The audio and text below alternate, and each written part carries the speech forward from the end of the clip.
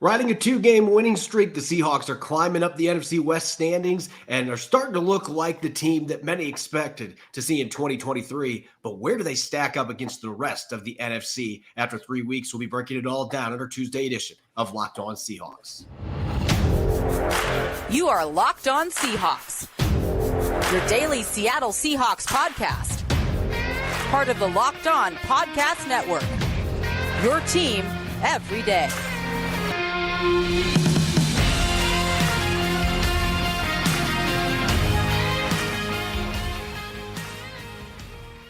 Greetings, 12. This is Corbin Smith, host of the Locked On Seahawks podcast, your daily Seahawks podcast, part of the Locked On Podcast Network, your team every day. Glad to be joined here for our Tuesday episode by my co-host in crime, Rob Rang. And a special thanks to each and every one of the 12s out there, whether you're listening in nearby Pullman, Washington, where the Cougars are lighting it up this year in their final season in the Pac-12, or you're listening overseas in Tokyo, Japan. We greatly appreciate each and every one of you for making Locked On Seahawks your first listen 5 days a week. It's kind of an odd week because the Seahawks are going to be playing on Monday Night Football, so everything's pushed back a little bit. The Seahawks normally would just have Tuesday off. They're going to have Tuesday and Wednesday off, so we'll have a little bit more time to talk about the upcoming opponent, the New York Giants, as Seattle gears up for Monday Night Football. We'll be taking a first peek behind enemy lines at what's new with the Giants on offense, defense, and of course, with their draft picks coming in. And it'll be Tell the Truth Tuesday festivities, dishing out our final words of wisdom coming out of Sunday's game, the victory over the Panthers at Lumen Field. Without further ado, let's get to it. Now for your lead story here on our Tuesday edition of Locked On Seahawks. It's been only 3 weeks, but we're starting to get an early idea where teams stand in the AFC and the NFC hierarchy. The Seahawks started off with a rough opener against the Rams, but things have stabilized the last 2 weeks, Rob. Seattle has now started to look like the team that many expected to see in 2023. 37 points in each of their back-to-back wins against the Detroit Lions and Carolina Panthers. The defense is still struggling in some regards. At the same time, they're creating turnovers. They're getting more pressure with their pass rush. There's been some encouraging developments the last couple of weeks, while the offense has been able to put a lot of points on the board. And so now Seattle sits squarely in second place in the NFC West behind San Francisco at 2-1. And this division is certainly one that's worth watching here the next few weeks because the Rams have cooled off since that opening win against the Seahawks. Did not look very good against the Bengals on Monday Night Football. They're now 1-2 with 2 straight defeats after beating Seattle. And Arizona beats the Dallas Cowboys pretty handily. I think you got to give Jonathan Gannon some credit because the team Seattle's playing on Monday, they had the Giants beat and they ended up choking that game away. But Arizona has been much more competitive without Kyler Murray than I think anybody could have anticipated, making this division even more interesting than we thought going into the year. Yeah, 100% agree with you on that. I think the San Francisco 49ers are obviously the class of the division at this point. They're 3-0, and they have looked like world beaters so far this season. You know, personally, I think that you still, considering the fact that the Seahawks and Rams played, I think that you still have to give the Rams a little bit of credit. And if I was ranking all of the teams in the NFC, not just the NFC West, but the NFC, I would still have the Rams above the Seahawks. I think that, you know, that they beat Seattle head to head, but of course, we don't have to do that with the Seahawks holding the advantage now at a 2-1 record. As you mentioned, the Cardinals and Rams, right now at 1-2 behind Seattle. I think that if you really look at all of the clubs in the NFC, to me, there is 2 teams that are just heads and shoulders above everybody else. That would be, again, the aforementioned San Francisco 49ers, the Philadelphia Eagles, who, of course, were in the Super Bowl a year ago, had an impressive performance on Monday Night Football just last night. You can just see how formidable that defense is, along with, of course, Jalen Hurts on offense, dynamic wide receiver play as well. They look like a very good team. But at the same time, it's early. The Seahawks are starting to, kind of start to ascend a little bit. Very impressive performance, against the Carolina Panthers this past week. 25 points in the second half, considering all the problems they had, especially along the offensive line, as we talked about the last couple of days. To me, that is very encouraging. And you got to feel like Seattle's young team, especially the wide receiver Jackson Smith and Jigba, the cornerback Devin Witherspoon, and getting Reek Woolen back, that this is a team that is just kind of starting to scratch the surface of its potential. Yeah, and I think the thing that's worth noting here is, again, it's only been 3 games. One thing we are not going to be discussing until middle of the season, quoting Jim Mora Sr., well, we're not going to be talking playoffs. We're not going to be talking about that kind of stuff until we get to at least week 8. But it is, it's deep enough into the season that I think it's worth taking a look at where the standings sit. And I think in the power rankings aspect, where the Seahawks stack up. And all of our hosts at Locked On each week, we dish out our power rankings individually. We obviously do it anonymously. I'm not going to be sending in something like, hey, Seattle's number 1. And I didn't pick them number 1 this week anyway. But you look at our power rankings as a network here. Going into week 4, San Francisco has been number 1 throughout the entire process. They look fantastic. And I know that's not something Seahawks fans want to hear, but the 49ers have looked excellent. Brock Purdy has shown no signs of regression coming off that fabulous finish to his rookie season. Miami moving up to number 2 after putting up a 70-burger on Russell Wilson and the Broncos, one of the most lopsided games in NFL history. And then after that point, you've got the Eagles. The Dallas Cowboys are still at number 6, even after losing to the Arizona Cardinals. I had the Cowboys at number 11 on my rankings. I actually had the Seahawks and the Lions both ahead of them. The Packers, I'm still not sold on. They're at number 10 on our list here, but that feels like a team. I don't want to say that the wins have been fluky, Rob, but it does feel like that's a team where the schedule so far has been serviceable for them. They've played teams like the Bears and the Falcons, and they lost to the Falcons. I mean, I just am not sold on Green Bay being a top 10 team, but they certainly have exceeded expectations starting off with a 2-1 record. They had a nice comeback win this week. It really feels like that second tier of teams behind the 49ers and the Eagles. I think a healthy Cowboys team, they're not going to have Trayvon Diggs the rest of the season, though. So that is certainly a huge loss for them after he tore his ACL at practice last week. It does feel like this is still a spot where Seattle can emerge as that number 3 team in the NFC and potentially sniff around with those number 1 and 2 teams by the end of the year. If everything works out, they're able to get that defense rolling on all cylinders, and the offense is able to find ways to really be a top 3 unit. Yeah, no question about it. I mean, as we just talked about, I mean, if the Dallas Cowboys, for example, they're losing Trayvon Diggs, that is a huge blow to that team. And one of the reasons why they fell down the board a little bit, of course, that and the loss to the Arizona Cardinals. And so I think that it just shows the vulnerability of some clubs early on, where Seattle's already taken some of those shots to the chin and been able to ascend even with having some significant injuries to them. Now, obviously, it's not as significant as losing a all-pro cornerback to an ACL for the entire season. But still, that's a significant blow. And I look at some of the other clubs that were on the rankings there that I personally kind of disagree with here. You mentioned the Green Bay Packers. I think that they are up a little bit too high for the same reason why I argued before. I thought that the LA Rams should be up higher than they are. The Seahawks, of course, beat Detroit Lions, who are currently ranked number 7. And frankly, we're going to be talking a lot about a New York Giants team that ranked number 27. I get that they have struggled with injuries, but you look at that fearsome New York Giants defensive line. I really think that is a club that if they get their superstar running back Saquon Barkley back onto the field for them, that they could be another club that is making a significant jump up the board here as things move forward.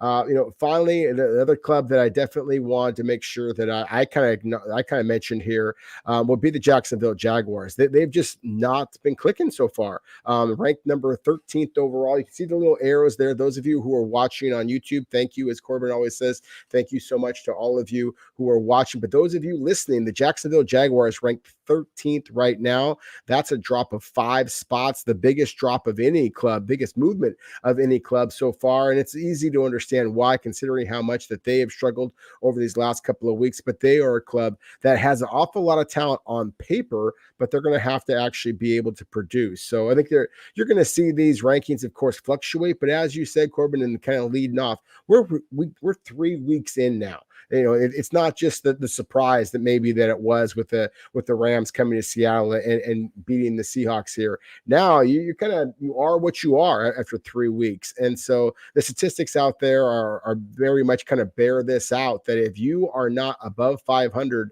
after week 4, then you really, really have a difficult, matchup ahead of you to try to get all the way back into the playoff contention. So you're right. We're not going to really be talking about playoffs until week 8, week 9, but I do think that you already can start to see who the big boys are, so to speak, across the NFL landscape. Yeah, I think you start to see the cream rise to the top as things start to unfold 3-4 weeks into the season. So this is about where you start to see teams are contenders and which ones are going to be pretenders, which teams can rebound from a rough start.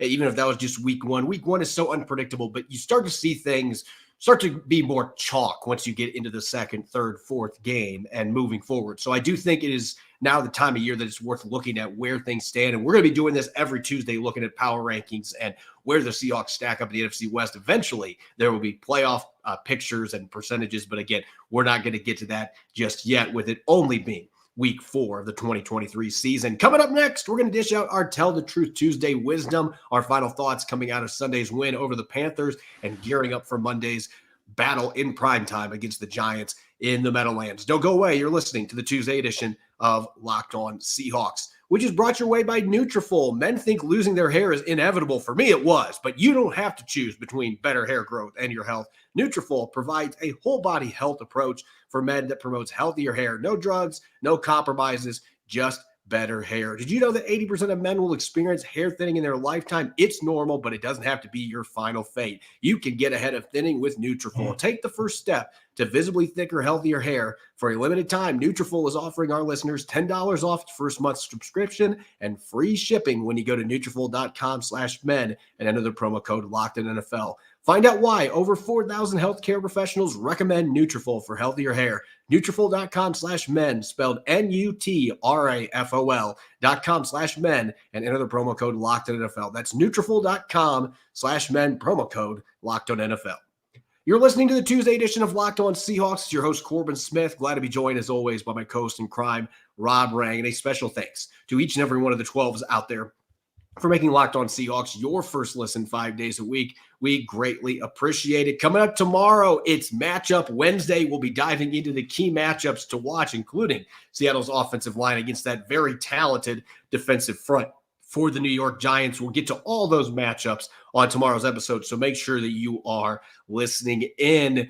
Let's dish out our Tell the Truth Tuesday wisdom. It could be thoughts from Sunday's game. It could be thoughts about where the Seahawks sit after 3 games. It could be thoughts about this upcoming week against the New York Giants. Rob, you get the mic first. And on the offensive side of the football, what are your words of wisdom today here for our Tell the Truth Tuesday segment? Well, I appreciate that, Corbin. I don't know that I would call them words of wisdom at least when I'm speaking, but I definitely will tell you what I learned based on kind of film review, watching the Seahawks performance against the Carolina Panthers and frankly against the rest of the teams that they have played so far, Detroit and the LA Rams as well. And I mentioned all 3 teams there that the Seahawks have played because there is a wide variety of defensive linemen that center Evan Brown has faced at this point. I mean, he's faced big body guys like Bobby Brown from the LA Rams, as well as guys who are undersized, but also incredible, of course, like Aaron Donald. And that's what was as well as, like, say, for the Detroit Lions, a team that, of course, that Evan Brown had started against. And where I've been very impressed by Evan Brown and just his kind of veteran savvy. This is a guy who at 6'3", 320 pounds, he's got very good quickness upfield. He's very coordinated, very good communicator. That's, to me, is one of the things that I have really been impressed with in comparison to some of the centers that we've seen from Seattle in recent years. Every time he's going up to the line of scrimmage, he is pointing out to his guards, to the tackles, basically the blocking assignment. And that's pretty typical. You see that a lot with centers, but his quickness in being able to recognize stunts and twists and be able to adjust to them. One of the things I appreciate about him as well, Corbin, is the fact that when he's going for a double team block, then he doesn't release off of that first block to get to the second level until he is damn sure that that first block has been made. And sometimes he doesn't get to that second level as often as you'd like. And that's one of the reasons why the Seahawks have been a little bit hit and miss at times in the running game. But at the same time, you'd rather him miss the linebacker at the second level rather than allow the defensive lineman to make the plays in the backfield. And that's so many times we talked about the Seahawks in the past that have basically been behind the sticks early on in running games. And that's one of the biggest reasons why I think the Seahawks have shown some improvement in this season. So again, Evan Brown, to me, I give a lot of love to the tackles, a lot of love to the guards over the last couple of days. I definitely want to make sure that we mention Evan Brown, who is going back to the team in the New York Giants that actually made him an undrafted free agent. He made that club initially. And so it's going to be a nice little homecoming for him. It's going to be interesting to see how he performs against that formidable New York Giants defensive line. Yeah, I'm going to take a little bit more of a broad approach here to start off this edition of Tell the Truth Tuesday, and it's all about the third downs to me. We were just looking at where the power rankings stack up, and the Seahawks have put up 37 points each of the past two games, most of those coming on offense. They did get the pick six from Trey Brown in Detroit, but it feels like this offense is finding its footing. They're scoring points. They scored 25 points the second half against Carolina. They got their run game going, over 140 rushing yards against the Panthers. Geno Smith completed 12 out of 13 passes in the second half after a uncharacteristically inaccurate first half, some of that being the pressure that he was feeling. But for me, if the Seahawks are going to climb that hierarchy and really have a chance to be up there with San Francisco and Philadelphia among the NFC's elite, the NFC West and Super Bowl chances, it rides strictly on finding a way to improve on third down. And this is not just offense and defense, or offense or defense. It's both. They have been bad in both categories. They allowed the Panthers to convert 10 third downs on Sunday. That is not going to cut it against teams that, quite frankly, have a lot more talent than what the Panthers do on the offensive side of the football, particularly at the quarterback and receiver positions. And on offense, they're under 30% for the season so far, converting third down. So for as well as they have played, for as many points as they have put up the last couple games, there are still so many points that are being left on the board. I mean, they started off 0 for 4 in the red zone, converting those opportunities into touchdowns against Carolina and had to settle for field goals. So it's still the situational football. I like the fact that the run game has been better inside the 20 than last year. They've already scored 4 touchdowns inside the 10-yard line on the ground. Last year, they had 1 the entire season. So they have made strides in a lot of ways in the red zone, but the third down efficiency anywhere on the field is not where it needs to be at. And defensively, they're still hanging around in the field and letting teams extend drives too much. So I think if you want to be with the 49ers and the Eagles, you want to sit at the same table come Thanksgiving, you better get your third down stuff cleaned up, because the offense has a ceiling through the roof. But if you are not able to sustain drives and move the chains on third down, it's not going to matter how many dynamic players you have. That is something they have got to clean up here sooner rather than later. Yeah, no question about it. That is absolutely both, as you said, on the offensive and defensive side of the balls. If they can't be better on third down, then then this is a team that maybe will sniff the playoffs, but they certainly aren't going to be sticking around very long if that's the case. On the defensive side of the ball, the one guy that I want to make sure that we kind of mention, again, we've talked so much about the secondary, so much about the pass rush, and certainly guys like a Jaron Reed and, Mari Edwards were absolutely spectacular this past week in particular. But still, the linebackers are still where it comes down to when it comes to defense. And Bobby Wagner remains the guy that, the straw that stirs the drink, so to speak. I mean, it just, as I mentioned before, with Evan Brown and his ability to kind of call out the plays and get everybody else organized, we're seeing the same thing with Bobby Wagner. The fact that Seattle is third in the NFL right now and only allowing 2.9 yards per rush attempt.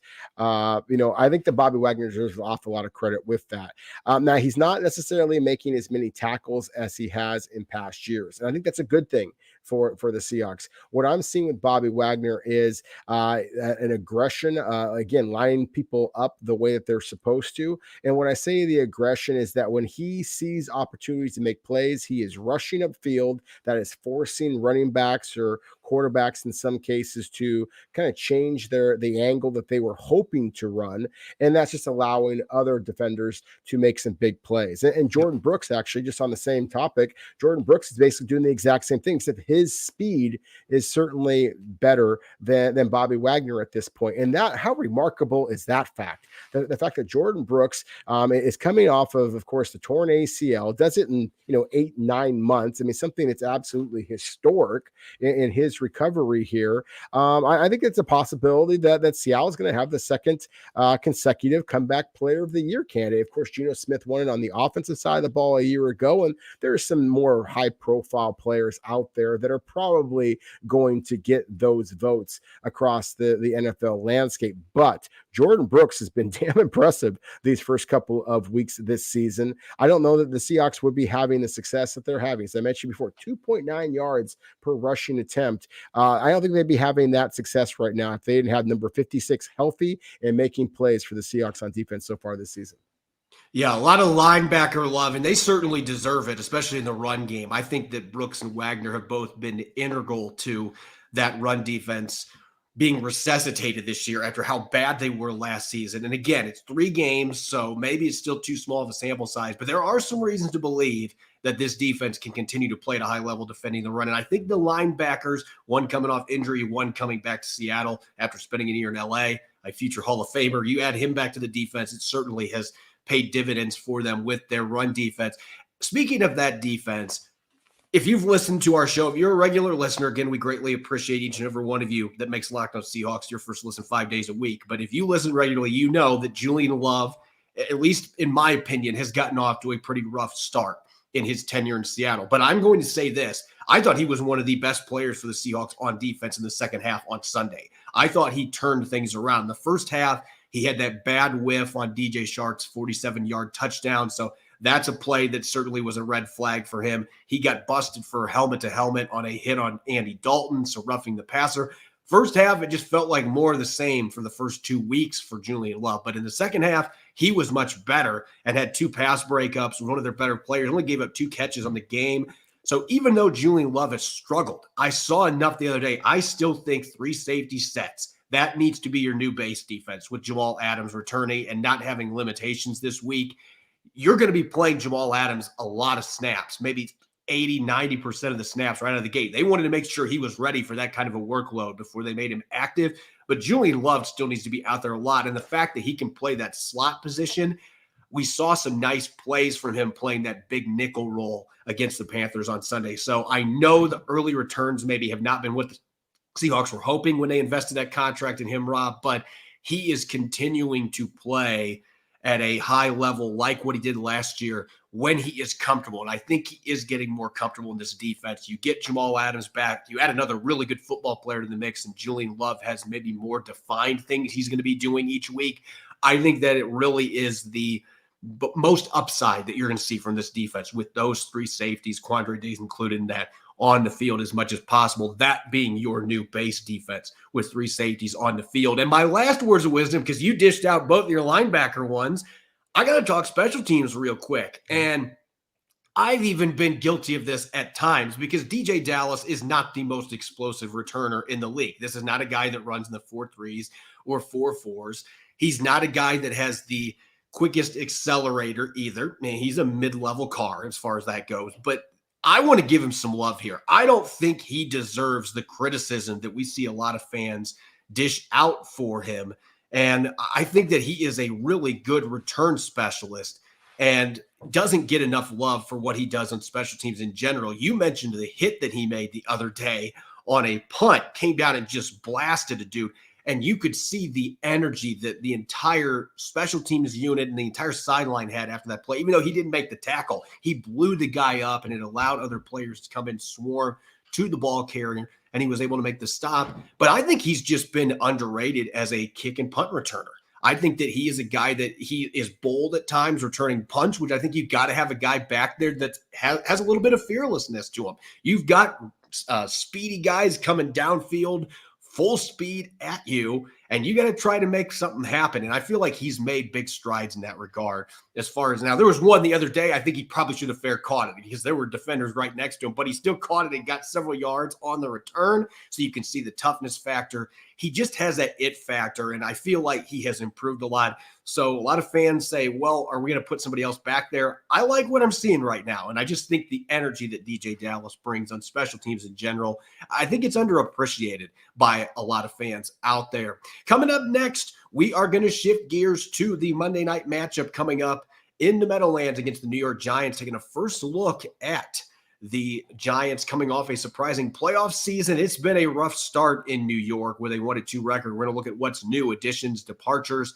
and draft picks, and a little bit of schematics about what to expect when the Seahawks battle the New York Giants on Monday Night Football. Don't go away. You're listening to the Tuesday edition of Locked On Seahawks, which is brought your way by FanDuel. Get ready for Week 4 in the NFL with incredible offers from FanDuel, America's #1 sportsbook. Right now, new customers can bet $5 and get $200 in bonus bets guaranteed. If you've been thinking about joining FanDuel, there's no better time to get in on the action. The app is so easy to use. There's a spreads with the Seahawks going to New York as a 1.5-point favorite. Player props, maybe Jordan Brooks is now going to have improving odds to win comeback player of the year, over and unders, and more. So visit FanDuel.com/lockedon and kick off the NFL season with an offer you won't want to miss. FanDuel, official partner of the NFL.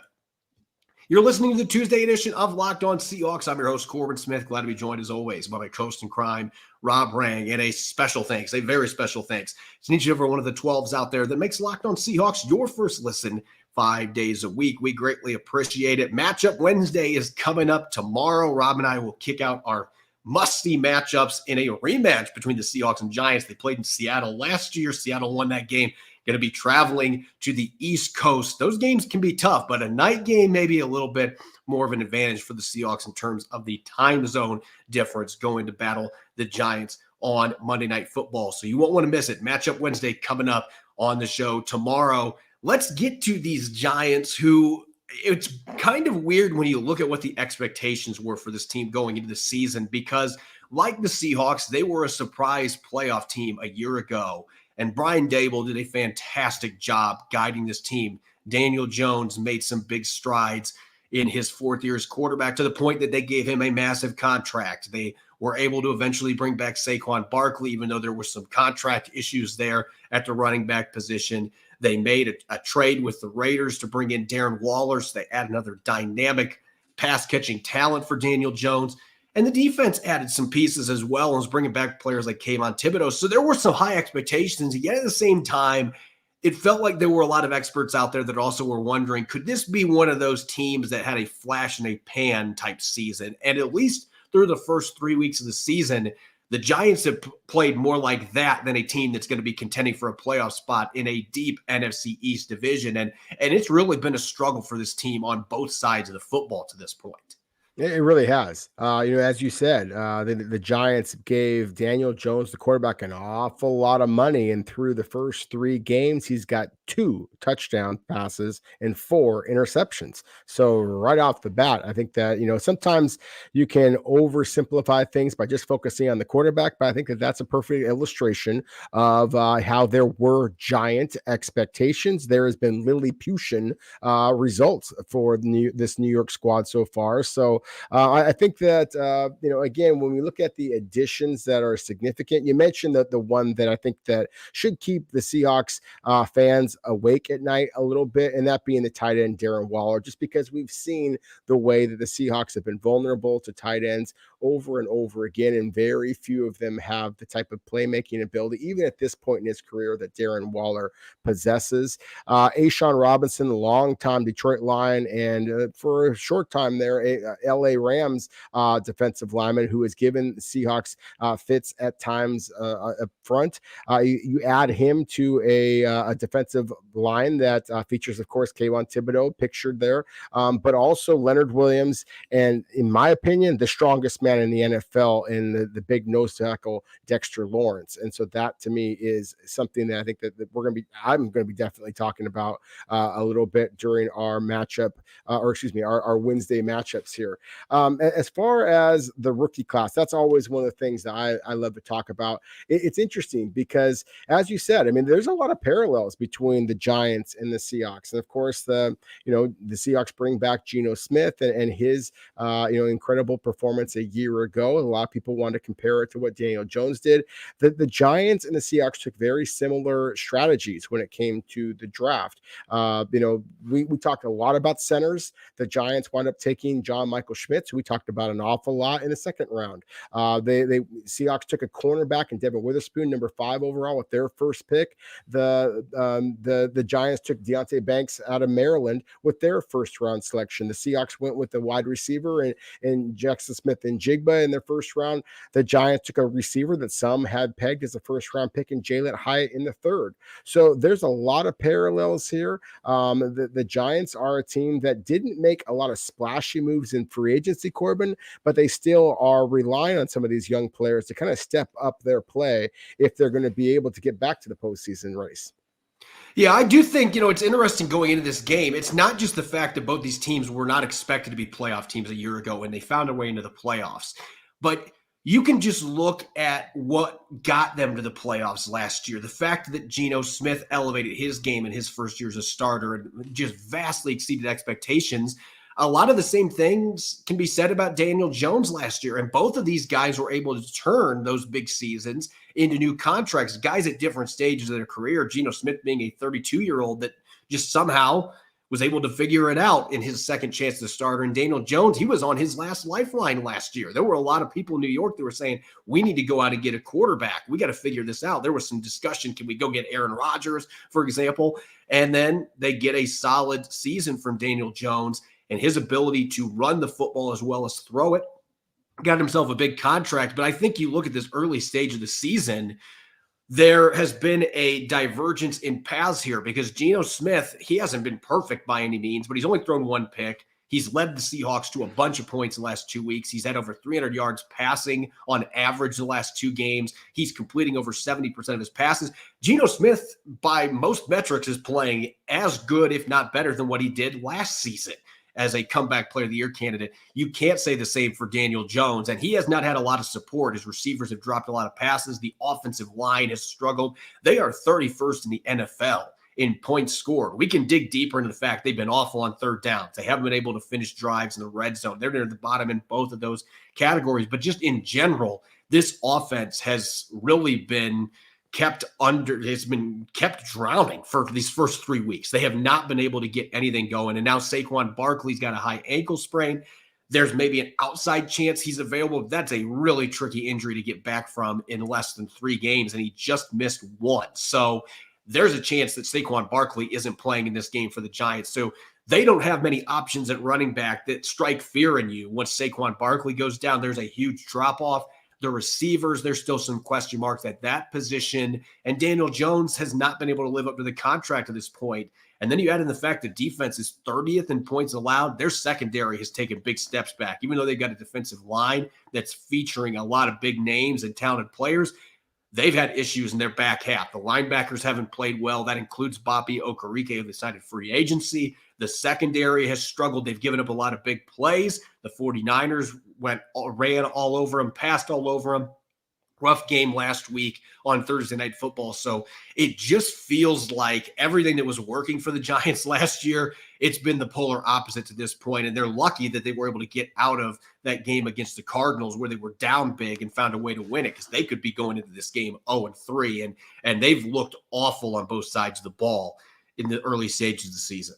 They really have. They probably should be 0-3, as you said. It was a pretty miraculous comeback to be able to get that victory in Glendale just a couple of weeks ago that gave them their one victory so far. To me, what this really comes down to is the fact that you don't have a healthy Saquon Barkley. And so all those Seahawks fans out there who, were just so upset when the Seahawks for back-to-back years use second-round picks on running backs, you see the fact that in Kenwa Walker III, and then in Zach Charbonnet, you have two dynamic and very different type of backs. It keeps defenses on their heels. Whereas the Giants now, and it's unfortunate that Saquon Barkley is hurt, but he has been hurt a couple of different times in the past. This was somewhat predictable. And I, again, don't want to make it sound like he is an injury-prone back, but dynamic players that are going to get the ball as often as Saquon Barkley gets the ball when he's healthy sometimes get nicked up.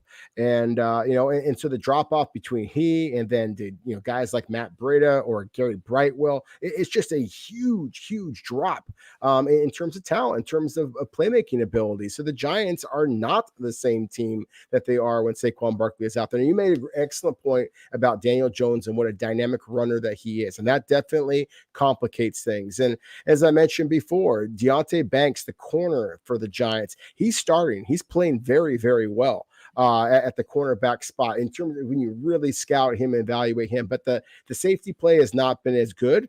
Of course, the Seahawks were able to lure Julian Love away from New York, and I think that has solidified Seattle's secondary to this point.